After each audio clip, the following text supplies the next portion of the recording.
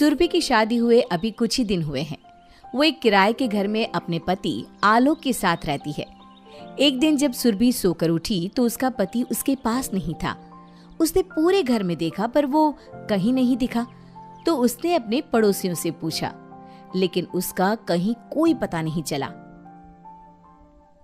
कमाल है, मुझे बिना बताए कहाँ चले गए। आज से पहले ऐसे तो कभी नहीं गए। हे ऊपर वाले, सब कुछ ठीक हो बस। मेरा दिल बहुत घबरा रहा है। सुरभि ये सब सोच के दुखी हो ही रही थी कि अचानक उसकी नजर अलमारी पर गई, जो कि खुली हुई थी। सुरभि ने जब उस अलमारी को चेक किया तो वो बहुत हैरान रह गई। अरे, इस अलमारी में से मेरे गहने और रुपए गायब हैं और आलोक के सारे कपड़े भी गायब हैं। अब सुरभि को ये समझने में देर नहीं लगी कि उसका पति उसे धोखा देकर चला गया है, और वो भी ऐसे समय में जब वो मां बनने वाली है। सुरभि को जब कुछ नहीं सूझा तो वो अपने मायके चली गई। मायके जाते ही उसकी भाभी मानसी उससे कहती है, आओ सुरभि आओ, बहुत सारा सामान साथ लाई हो। ज्यादा दिन रुकने के इरादे से आई हो क्या? लगता है अब सारी जिंदगी यहीं रहना पड़ेगा भाभी। अरे, ये क्या कह रही हो? होश में तो हो। मानसी जल्दी से जाकर अपनी सास सुलोचना और पति विक्रम को बुलाकर लाती है। सुरभि सभी को सारी बात बता देती है, लेकिन उसकी माँ और उसका भाई उसे ही सुनाने लगते हैं। अरे दामाद जी, ऐसे कैसे चले गए? तुम 2-4 दिन रुक ही जाती वहां, क्या पता वापस आ जाते। तुमने जरूर झगड़ा किया होगा आलोक से, इसीलिए वो वहां से चले गए। नहीं नहीं भैया, हमारा कोई झगड़ा नहीं हुआ। पता नहीं उन्होंने ऐसा क्यों किया। अब सुरभि अपने मायके में ही रहने लगी, लेकिन उसकी भाभी को सुरभि एक आंख नहीं पाती थी। वो बार बार अपने पति से उसे घर से निकालने के लिए कहती रहती। सुनिए जी, आप अपनी बहन का रहने का इंतजाम कहीं और कर दीजिए ना। मैं उसे इस घर में और बर्दाश्त नहीं कर सकती। अरे, मैं कहाँ रहने का इंतजाम करूं? पैसे कोई पेड़ पर थोड़ी ना उगते हैं। उसे जिस घर में रखूंगा तो उस घर का किराया भी तो मुझे ही देना होगा और सारा खर्चा भी मुझे ही उठाना होगा। मैं ये सब नहीं कर सकता। आजकल इतनी महंगाई हो गई है, यहाँ अपना पेट पालना मुश्किल है।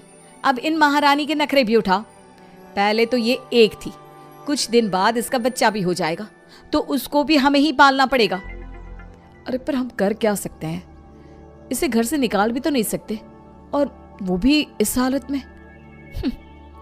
आप इसे घर से नहीं निकाल सकते, लेकिन मैं तो निकाल सकती हूँ ना। मैं उसे इतना परेशान कर दूंगी कि वो खुद ही ये घर छोड़ने पर मजबूर हो जाएगी। क्या सोच रही हो मानसी? हाँ, अब कुछ नहीं सोच रही। ऑफिस के लिए देर हो जाएगी, चलिए नाश्ता कर लीजिए। मानसी सुरभि को आवाज लगाती है। सुरभि, ओ सुरभि। हाँ भाभी। चलो जल्दी से नाश्ता लेकर आओ, तुम्हारे भैया को ऑफिस जाना है, देर हो रही है। लेकिन भाभी, मैंने तो कुछ बनाया नहीं।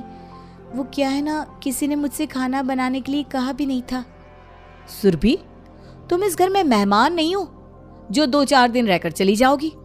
तुम यहाँ हमेशा के लिए रहने आई हो, तो तुम अपनी जिम्मेदारी खुद समझो और घर का काम कर लिया करो। मानसी की बात सुनकर सुलोचना भी वहां आ जाती है। हाँ बेटी, मानसी ठीक बोल रही है। तुम्हारे दिन भर रोते रहने से तुम्हारा पति वापस तो नहीं आ जाएगा। घर के काम में अपनी भाभी की मदद करवा दिया करो, तुम्हारा भी दिल लगा रहेगा। ठीक है माँ, मैं अभी नाश्ता बना देती हूँ। रहने दो सुरभि, मुझे देर हो रही है, मैं बाहर ही कुछ खा लूंगा। ये कहकर विक्रम घर से चला जाता है। सुरभि को अपनी भाभी और माँ की बात समझ में आ गई कि वो अपने मायके वालों पर बोझ बन गई है। अब सुरभि अकेले ही सबके लिए खाना बनाने लगी। एक दिन सुरभि खाना बना रही थी कि तभी उसे मानसी ने आवाज दी। सुरभि, सुरभि जल्दी यहाँ आओ। सुरभि मानसी के पास पहुंची तो मानसी ने कहा, सुरभि, तुमसे खाना बनाने के लिए बोला है तो इसका मतलब ये नहीं कि तुम सारा दिन किचन में गुजार दो। घर में और भी काम होते हैं ना, थोड़ा उन पर भी ध्यान दिया करो। आज मेरी तबीयत ठीक नहीं है, तुम खाना बनाकर कपड़े धो देना। खाना बनाने के बाद सुरभि कपड़े धोने लग जाती है। सुरभि की भाभी इतना भी नहीं सोचती कि उसकी ननद प्रेग्नेंट है। वो उससे ऐसी हालत में सारे घर का काम करवाती है। तभी उसकी माँ उसके पास आकर कहती है, सुरभि, तुझे दुनिया का सारा काम याद रहता है, लेकिन मेरा ही काम भूल जाती है। मैंने तुझे पूजा की थाली तैयार करने के लिए कहा था ना। वो माँ, मैं कपड़े धोने के चक्कर में भूल गई, अभी लेकर आती हूँ। रहने दे, तू तो बस कपड़े धो, मैं कर लूंगी अपना काम खुद ही। सुलोचना वहां से चली जाती है। सुरभि कपड़े धोकर रात के खाने की तैयारी करने लगती है। रात को सब खाना खाने बैठते हैं। सुरभि सबके लिए खाना परोस रही होती है, तभी उसका भाई उससे कहता है, सुरभि, मुझे ऑफिस के काम से दूसरे शहर जाना है, तो मैं 5 बजे घर से निकलूंगा। तुम मेरे जाने की तैयारी कर देना और मेरे लिए नाश्ता भी बना देना। और हाँ, 3 लोगों का लंच भी पैक कर देना, मेरे साथ 2 लोग और जाएंगे। जी ठीक है भैया। बेचारी सुरभि रात को सबको खाना खिलाकर रसोई का सारा काम करके सबसे लेट सोती है और रात के 3 बजे ही उठ जाती है। वो अपने भाई के जाने की सारी तैयारी कर देती है। जब उसका भाई चला जाता है तो वो दोबारा सो जाती है। जैसे ही वो सोने जाती है कि उसकी भाभी उसे उठाते हुए कहती है, ओ महारानी, उठ जाओ, कब तक सोती रहोगी? चलो उठो, घर का बहुत काम बाकी है। भाभी, मैं अभी अभी सोई हूँ, ऐसी हालत में मुझे भी आराम की ज़रूरत है। मुझे थोड़ी देर और सोने दो, मैं उठकर सारा काम कर लूँगी। ला कर लो बात। काम से बचने के लिए प्रेगनेंसी का बहाना मत बनाओ। दुनिया में तुम अकेली नहीं जो प्रेग्नेंट हुई हो। औरतें तो ऐसी हालत में इतनी मेहनत मजदूरी करती है और तुमसे घर का काम भी नहीं हो रहा। सुरभि को मानसी की बातों से बहुत दुख होता है। वो उठकर दोबारा काम में लग जाती है। ऐसे ही कुछ दिन बीत जाते हैं और वो अपनी माँ से कहती है, माँ, मुझे कुछ पैसे चाहिए। तुम्हें पैसों की क्या जरूरत आन पड़ी? माँ, वो रूटीन चेकअप के लिए डॉक्टर के पास जाना था। डॉक्टर की फीस और दवाइयों के लिए पैसे चाहिए थे। अरे बेटा, तुम मुझसे क्यों मांग रही है? मेरे पास कहाँ से आएंगे पैसे? मैं कमाने थोड़ी ना जाती हूँ। अपने भैया से कह दो, वो दे देगा। अब सुरभि अपने भाई के पास जाती है। हालांकि उसे अपने भाई से पैसे मांगते अच्छा तो नहीं लग रहा था, लेकिन उसके पास कोई और रास्ता भी नहीं था।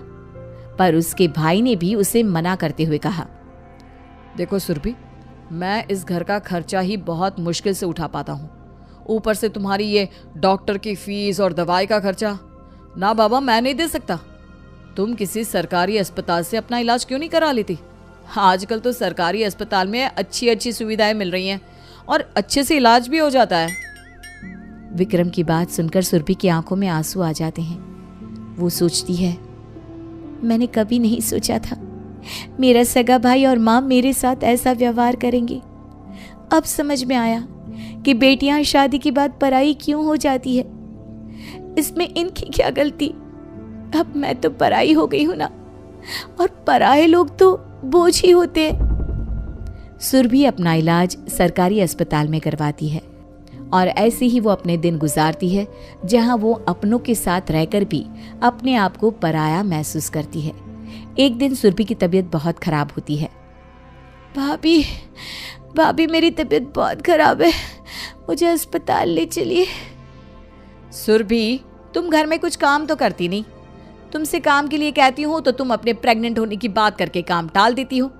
अब अगर मैं तुम्हारे साथ अस्पताल गई तो घर का काम कौन करेगा? माँ, भाभी तो नहीं आ रही, आप ही चलो ना मेरे साथ। बेटी, अब इस बुढ़ापे में मुझसे अपना बोझ तो उठता नहीं, मैं तुम्हारा बोझ कैसे उठाऊंगी? तू ही बता, कैसे जा सकती हूँ मैं? माँ, तो आप भैया को फोन कर दो, वो आ जाएंगे।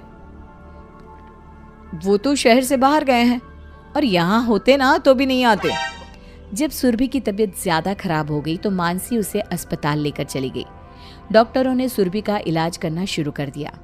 कुछ देर बाद सुरभि को होश आया तो एक नर्स ने कहा, कैसा फील कर रही हो आप? मैं ठीक हूँ, मेरा बच्चा। आपकी बेटी हुई है और बहुत प्यारी है। नर्स छोटी सी बच्ची को लाकर सुरभि के हाथों में थमा देती है। सुरभि कहती है, मेरे घर से कोई आया है? नहीं, आपकी भाभी आपको यहाँ छोड़कर चली गई। ये बात सुनकर सुरभि का दिल टूट गया और वो अपनी बच्ची को हाथ में लिए बस ये सोच रही थी, अब मैं कहाँ जाऊंगी? मेरी अपनी माँ, भाई, भाभी मुझे बोझ समझते हैं तो वो मेरी बेटी को कहाँ अपनाएंगे। हाँ लोग, तुमने मेरे साथ अच्छा नहीं किया, मैं तुम्हें कभी माफ नहीं करूंगी, कभी नहीं।